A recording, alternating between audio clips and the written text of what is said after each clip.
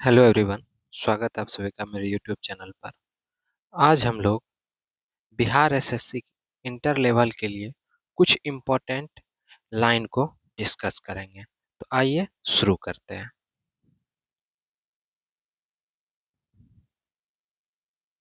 सबसे पहला है, अर्जेंटीना में शीतोष्ण कटिबंधीय घास के मैदान को पम्पास कहते हैं। ठीक है, अर्जेंटीना में शीतोष्ण कटिबंधीय घास के मैदान को क्या कहते हैं? पम्पास कहते हैं। अर्जेंटीना में शीतोष्ण कटिबंध घास के मैदान को पम्पास कहते हैं। अब आते हैं घास के मैदान और विस्तारित क्षेत्र या देश। ठीक है, कौन सा घास का मैदान और वो उसका विस्तारित क्षेत्र या देश का नेम क्या है? तो पहला क्या है? सेल्वास। सेल्वास क्या है? Amazon basin. ठीक है, सेल्वास का अमेज़न बेसिन, सेल्वास का अमेज़न बेसिन। वेल्ड, वेल्ड कहाँ है? दक्षिण अफ्रीका में। ठीक है, वेल्ड नामक घास का जो मैदान है वो कहाँ है? दक्षिण अफ्रीका में। ठीक है, लाइनोस, लाइनोस कहाँ है? वेनेजुला और कोलंबिया में। ठीक है, लानोस कहाँ है? वेनेजुला एवं कोलंबिया में। तो अर्जेंटीना में शीतोष्ण कटिबंधीय घास के मैदान को क्या कहते हैं? पम्पास कहते हैं। अर्जेंटीना में शीतोष्ण कटिबंध घास के मैदान को क्या कहते हैं? पम्पास कहते हैं। और घास का मैदान और विस्तारित क्षेत्र, सेल्वास कहाँ है? अमेज़न बेसिन में। वेल्ड कहाँ है? दक्षिण अफ्रीका में। लानोस कहाँ है? वेनेजुला और कोलंबिया में। उसके बाद कैन कैंटरबरी, कैंटरबरी कहाँ है? न्यूजीलैंड में। कैंटरबरी जो घास का मैदान है वो कहाँ है? न्यूजीलैंड में। कैंटरबरी जो घास का मैदान है वो कहाँ है? न्यूजीलैंड में। पुस्टाज कहाँ है? पुस्टाज नामक घास का मैदान कहाँ है? हंगरी में। पुस्टाज नामक घास का मैदान कहाँ है? हंगरी में। पुस्टाज नामक घास का मैदान कहाँ है? हंगरी में। कंपोज, कंपोज नामक घास का मैदान कहाँ है? ब्राजील में। कंपोज नामक घास का मैदान कहाँ है? ब्राजील में। प्रेय प्रेयरी कहाँ है? उत्तरी अमेरिका में। प्रेयरी नामक घास का मैदान कहाँ है? उत्तरी अमेरिका में। तो क्या क्या जाने हम लोग? अर्जेंटीना में शीतोष्ण कटिबंधीय घास के मैदान को क्या कहते हैं? पम्पास कहते हैं। उसके बाद सेल्वास नामक घास का मैदान अमेज़न बेसिन में है। वेल्ड नामक घास का मैदान दक्षिण अफ्रीका में। लानोस कहाँ है? वेनेजुला और कोलंबिया में। कैंटरबरी, कैंटरबरी कहाँ है? न्यूजीलैंड में। पुस्टाज कहाँ है? हंगरी में। कंपोज कहाँ है? ब्राजील में।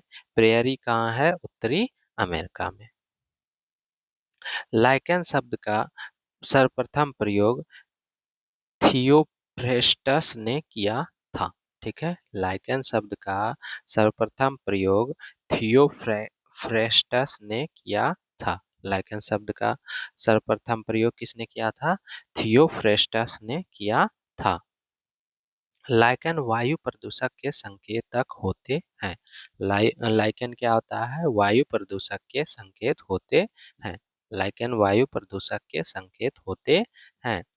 बड़े पेड़ों की खाल पर उगने वाले लाइकेन को कॉर्टिकोलक्स तथा खाली चट्टानों पर उगने वाले लाइकेन को सेक्सी कोल्स कहते हैं। ठीक है, पेड़ों के छालों पर उगने वाले लाइकेन को क्या कहते हैं? कॉर्टिकोलेक्स तथा खाली चट्टानों पर उगने वाले लाइकेन को सेक्सिकोल्स कहते हैं। ठीक है, पेड़ों पर लाइकेन क्या होता है? लाइकेन शब्द का सर्वप्रथम प्रयोग किसने किया था? थियोफ्रेस्टस ने किया था। लाइकेन शब्द का सर्वप्रथम प्रयोग किसने किया था? थियोफ्रेस्टस ने किया था। लाइकेन वायु प्रदूषक के संकेतक होते हैं। पेड़ों की छालों पर उगने वाले लाइकेन को कोर्टिकोल्स तथा खाली चट्टानों पर उगने वाले लाइकेन को सेक्सिकोल्स कहते हैं।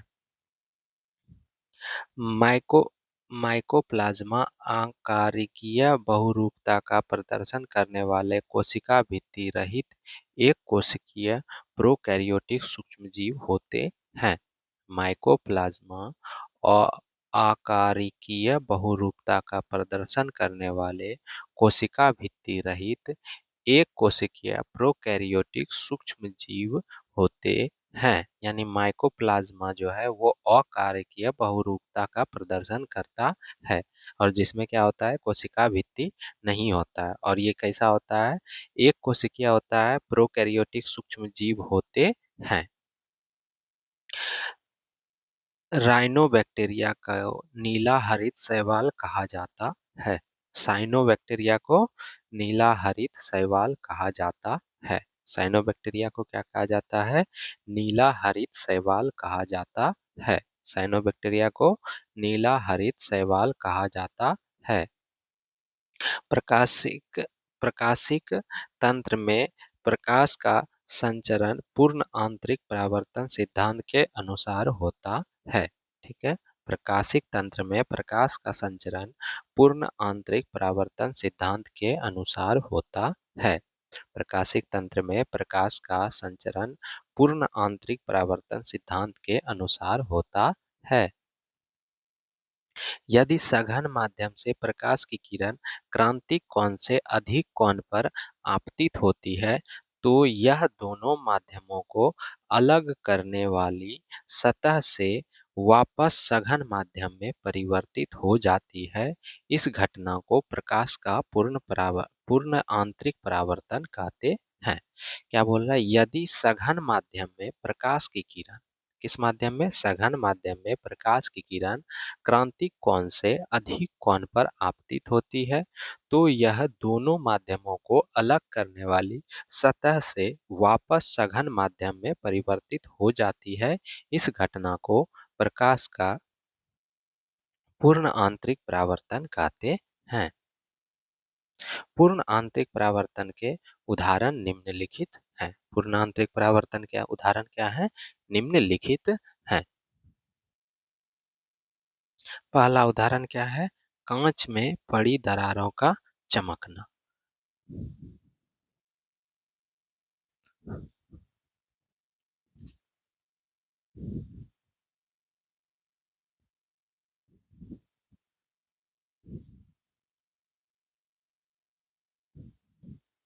पूर्ण आंतरिक परावर्तन के उदाहरण कौन सा है, पहला कांच में पड़ी दरारों का चमकना, हीरे का चमकदार दिखाई देना। ठीक है, हीरे का चमकदार दिखाई देना भी क्या है, पूर्ण आंतरिक परावर्तन के उदाहरण है। कांच में पड़ी दरार का चमकना, हीरे का चमकदार दिखाई देना, पेपर वेट में वायु के बुलबुले का चमकना। पेपर वेट में वायु के बुलबुले का चमकना, रेगिस्तान में मरीचिका एवं ठंडे देशों में उन्म मरीचिका। ठीक है, ये सब क्या है, पूर्ण आंतरिक परावर्तन के उदाहरण हैं। ठीक है, ये सब क्या है, पूर्ण आंतरिक परावर्तन के उदाहरण हैं। क्लियर है।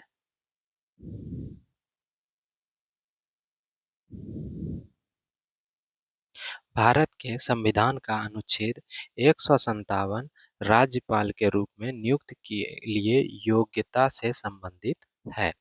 भारत के संविधान का अनुच्छेद 157 राज्यपाल के रूप में नियुक्त के लिए योग्यता से संबंधित है। भारत के संविधान का अनुच्छेद 157 राज्यपाल के रूप में नियुक्त के लिए योग्यता से संबंधित है। राज्यपाल के नियुक्ति के लिए योग्यता क्या है, राज्यपाल के नियुक्ति के लिए योग्यता, उसे भारत का नागरिक होना चाहिए तथा 35 वर्ष की आयु पूर्ण कर चुकी हो। ठीक है, राज्यपाल के नियुक्ति की योग्यता क्या है कि उसे क्या होना चाहिए, भारत का नागरिक होना चाहिए तथा 35 वर्ष की आयु पूर्ण कर चुका हो। भारत के संविधान का अनुच्छेद 157 राज्यपाल के रूप में नियुक्त के लिए योग्यता से संबंधित है। और राज्यपाल की नियुक्ति के लिए योग्यता क्या है, उसे भारत का नागरिक होना चाहिए तथा 35 वर्ष की आयु पूर्ण कर चुका हो। राज्यपाल को उस राज्य का राज्यपाल नहीं नियुक्त किया जा सकता है जिस राज्य का वह निवासी होता है। राज्यपाल को उस राज्य का राज्यपाल नहीं नियुक्त किया जा सकता है जिस राज्य का वह निवासी होगा। यानी राज्यपाल जब भी होगा वो दूसरे राज्य का होगा। राज्यपाल को राज्यपाल नहीं नियुक्त किया जा सकता जब तक कि वो दूसरे राज्य का सॉरी जब तक कि वह जिस राज्य का वह निवासी होता है, मतलब जिस राज्य का निवासी होता है उस राज्य का राज्यपाल नहीं बन सकता है। सामान्यतः राज्यपाल का कार्य उसके पद ग्रहण से 5 वर्ष की अवधि के लिए होती है, किंतु वास्तव में वह राष्ट्रपति के प्रसाद प्रसादरपयत पद धारण करते हैं। सामान्यतः जो राज्यपाल का कार्यकाल होता है उसके पद ग्रहण से 5 वर्ष की अवधि के लिए होती है, किंतु वास्तव में वह राष्ट्रपति के प्रसादरपयत पद धारण करते हैं। भारतीय संविधान का अनुच्छेद 155 राज्यपाल की नियुक्त राष्ट्रपति के द्वारा किया जाता है। ठीक है, भारतीय संविधान का अनुच्छेद 155 राज्यपाल की नियुक्ति राष्ट्रपति के द्वारा किया जाता है।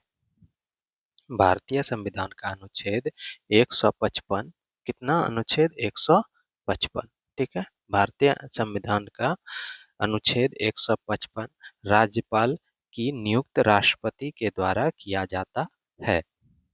राज्यपाल का कार्यकारी प्रमुख संवैधानिक मुखिया होता है। राज्यपाल राज्य का कार्यकारी प्रमुख यानी संवैधानिक मुखिया होता है तथा केंद्र सरकार के प्रतिनिधि के रूप में भी कार्य करता है।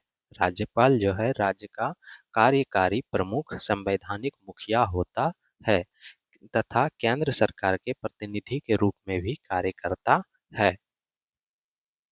प्रत्येक राज्य के लिए राज्यपाल होता है, लेकिन 7वें संविधान संशोधन अधिनियम 1956 के तहत एक व्यक्ति 2 या अधिक राज्यों का राज्यपाल भी नियुक्त किया जा सकता है। ठीक है, प्रत्येक राज्य के लिए एक राज्यपाल होता है, लेकिन 7वें संविधान संशोधन अधिनियम 1956 के तहत एक व्यक्ति या अधिक राज्यों का राज्यपाल भी नियुक्त किया जा सकता है।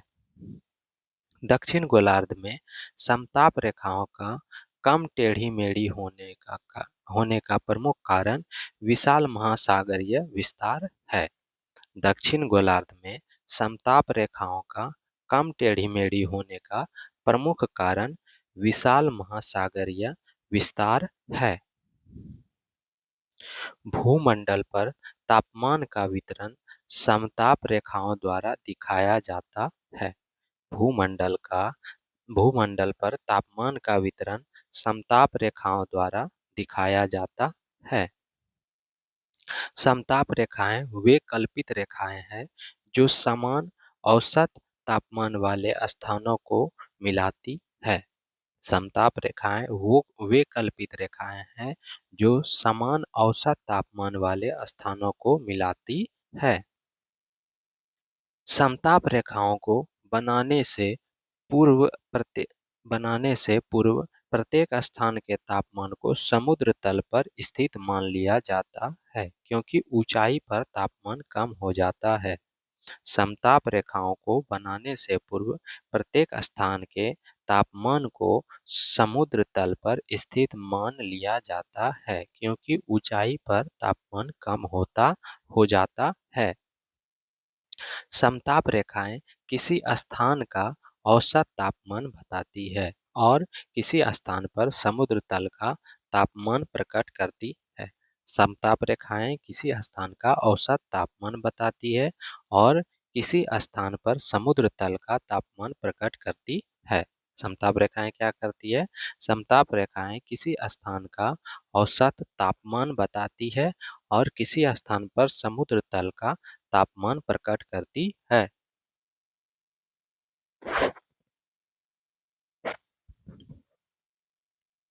समताप रेखाएं सीधी होती है, किंतु समुद्र तट के समीप इनकी दिशा में परिवर्तन हो जाती है। समताप रेखाएं सीधी होती है, किंतु समुद्र तट के समीप इनकी दिशा में परिवर्तन हो जाता है। स्थल से समुद्र की ओर जाते समय समताप रेखाएं ग्रीष्म ऋतु से विषुवत रेखा की ओर तथा शीत ऋतु से ध्रुव की ओर मुड़ जाती है।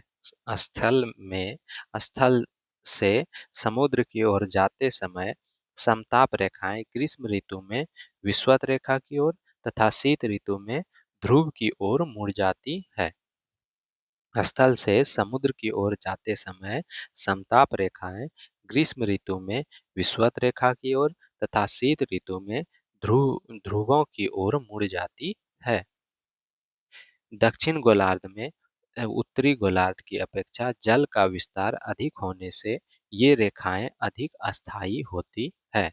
दक्षिणी गोलार्ध में उत्तरी गोलार्ध की अपेक्षा जल का विस्तार अधिक होने से ये रेखाएं अधिक अस्थायी होती है।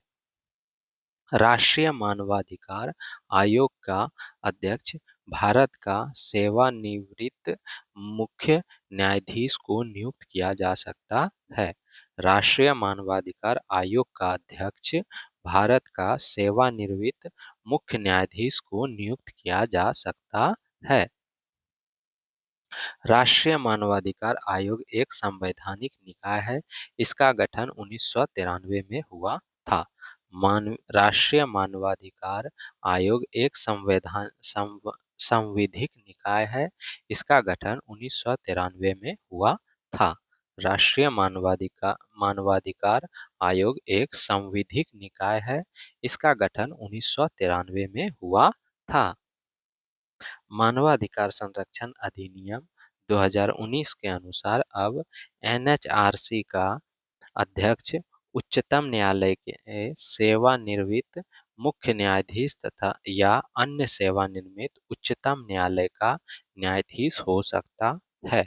मानवाधिकार संरक्षण संशोधन अधिनियम 2019 के अनुसार अब एनएचआरसी का अध्यक्ष उच्चतम न्यायालय से सेवानिवृत्त मुख्य न्यायाधीश या अन्य सेवानिवृत्त उच्चतम न्यायालय का न्यायाधीश हो सकता है।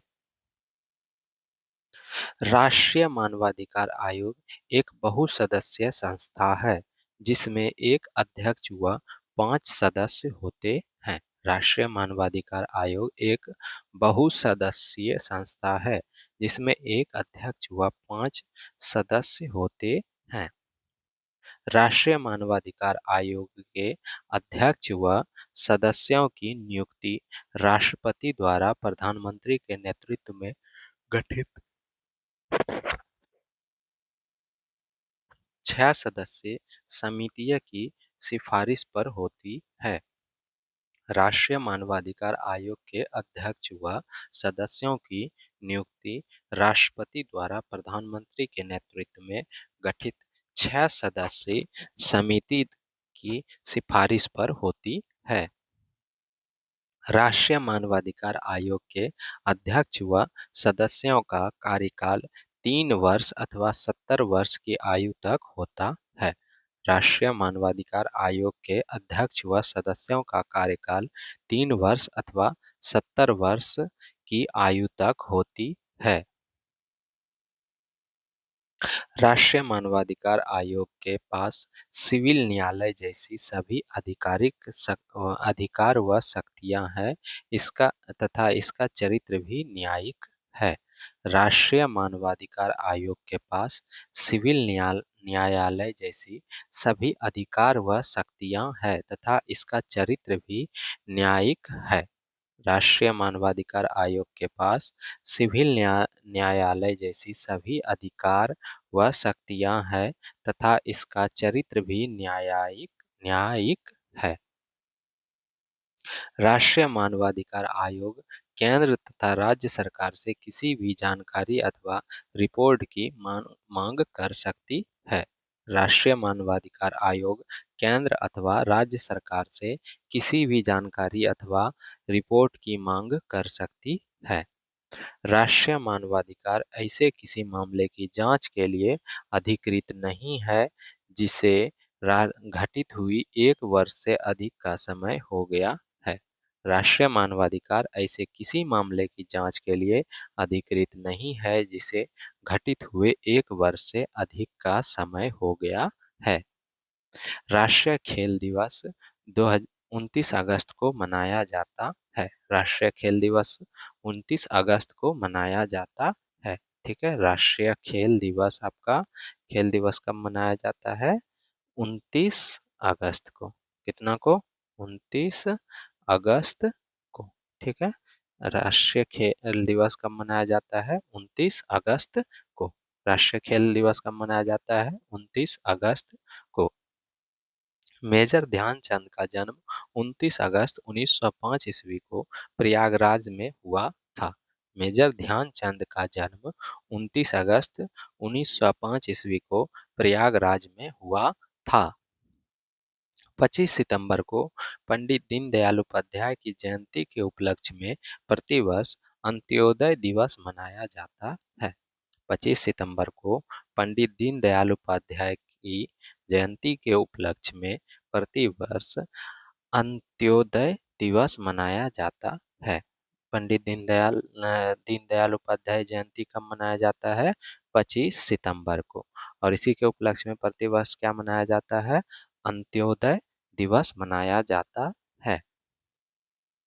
राष्ट्रीय खेल दिवस हॉकी के महान खिलाड़ी मेजर ध्यानचंद की जयंती के दिन मनाया जाता है। राष्ट्रीय खेल दिवस हॉकी के महान खिलाड़ी मेजर ध्यानचंद की जयंती के दिन मनाया जाता है। राष्ट्रीय खेल खेल दिवस हॉकी के महान खिलाड़ी मेजर ध्यानचंद की जयंती के दिन मनाया जाता है। पहला राष्ट्रीय खेल दिवस वर्ष 2012 में मनाया गया था। पहला राष्ट्रीय खेल दिवस वर्ष 2012 में मनाया गया था। पहला राष्ट्रीय खेल दिवस वर्ष 2012 में मनाया गया था। राष्ट्रीय खेल दिवस 2022 का थीम एक समावेशी और स्वस्थ समाज के लिए खेल है। राष्ट्रीय खेल दिवस 2022 का थीम एक समावेशी और स्वस्थ समाज के लिए खेल है। मॉरिस देश सार्क का सदस्य नहीं है। मॉरिशस देश जो है वो सार्क का सदस्य नहीं है। मॉरिशस देश जो है वो सार्क का सदस्य नहीं है।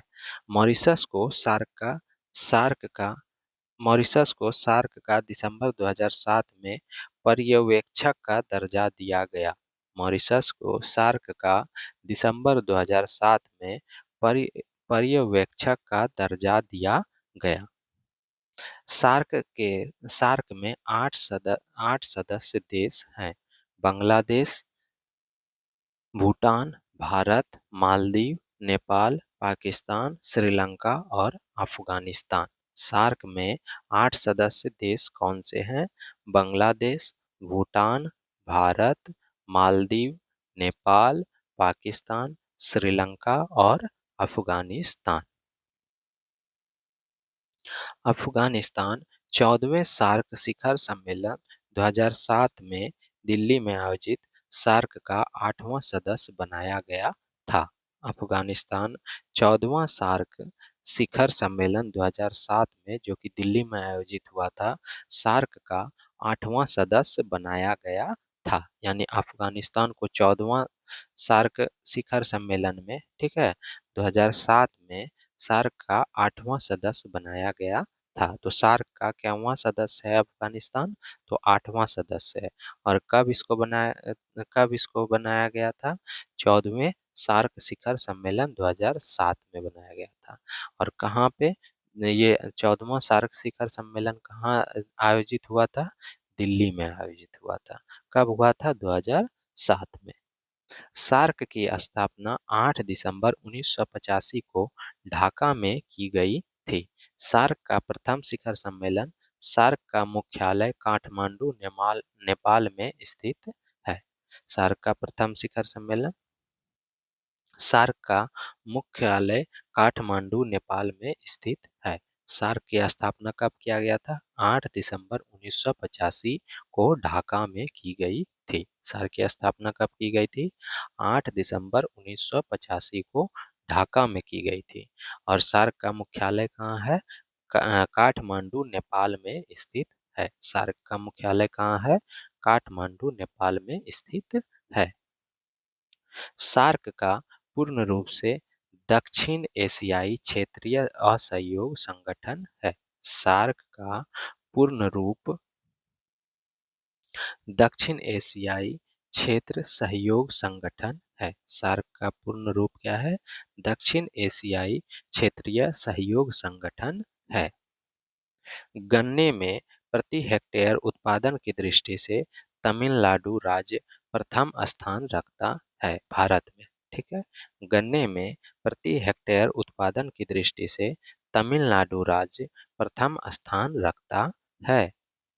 तमिलनाडु में गन्ना का उत्पादन प्रति हेक्टेयर 100 टन से अधिक है। तमिलनाडु में गन्ना का उत्पादन प्रति हेक्टेयर 100 टन से अधिक है। उत्तर प्रदेश भारत का लगभग 42% गन्ना उत्पादन करके प्रथम स्थान पर है। उत्तर प्रदेश भारत का लगभग 42% गन्ना उत्पादन करके प्रथम स्थान पर है। उत्तर प्रदेश जो है कितना प्रतिशत गन्ना उत्पादन करता है? 42% गन्ना उत्पादन करके भारत के प्रथम स्थान पर है। महाराष्ट्र भारत का लगभग 8.6% से अधिक गन्ना पैदा करके तीसरे स्थान पर है। महाराष्ट्र भारत का लगभग 8.6% से अधिक गन्ना पैदा करके तीसरे स्थान पर है। भारत विश्व में गन्ने का सबसे बड़ा उत्पादक है।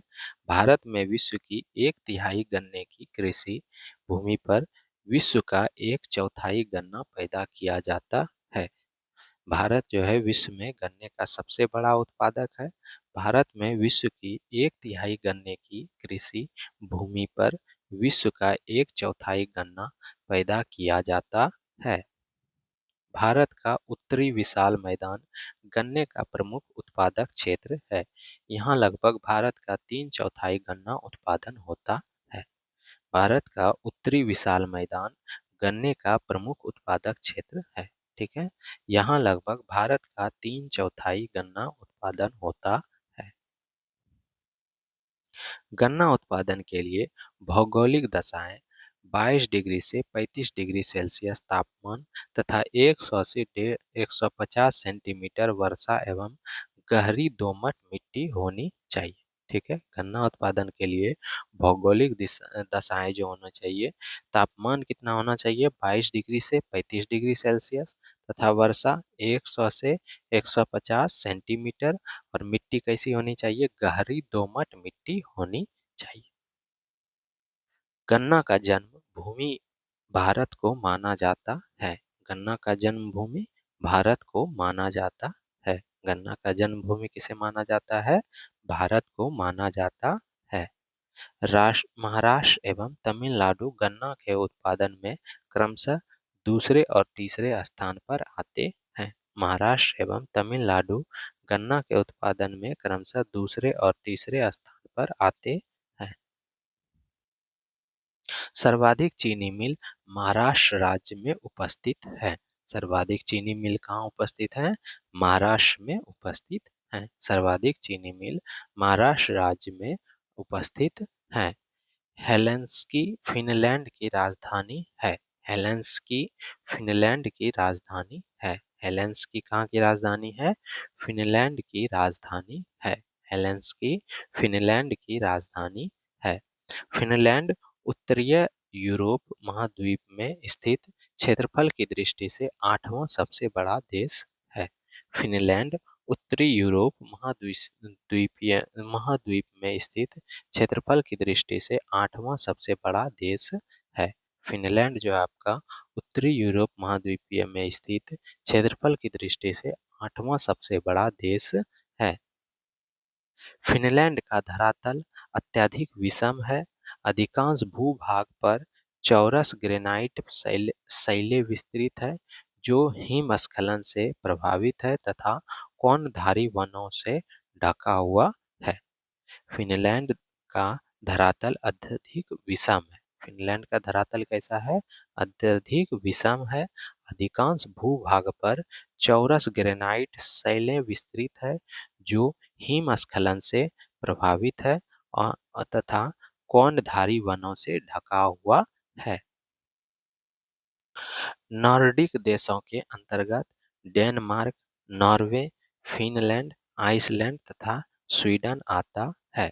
नॉर्डिक देशों के अंतर्गत डेनमार्क, नॉर्वे, फिनलैंड, आइसलैंड तथा स्वीडन आता है। फिनलैंड कोई समुद्र यूरो सॉरी फिनलैंड की मुद्रा यूरो है। फिनलैंड की मुद्रा क्या है? यूरो है। फिनलैंड की मुद्रा क्या है? यूरो है। आइसलैंड की राजधानी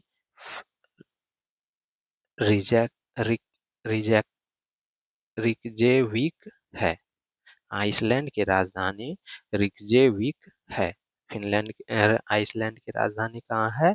रिकजेविक है। आइसलैंड की राजधानी कहाँ है? रिकजेविक है। लाटविया की राजधानी रीगा है। लाटविया की राजधानी कहाँ है? रीगा है। लाटविया की राजधानी रीगा है। बीटा क्षय दुर्बल नाभिकीय बल का परिणाम है। बीटा क्षय जो है वो क्या है? दुर्बल नाभिकीय बल का परिणाम है। बीटा क्षय दुर्बल नाभिकीय बल का परिणाम है। बीटा क्षय से किसी तत्व के परमाणु संख्या 1 से बढ़ जाती है जबकि परमाणु भार पर कोई प्रभाव नहीं पड़ता है।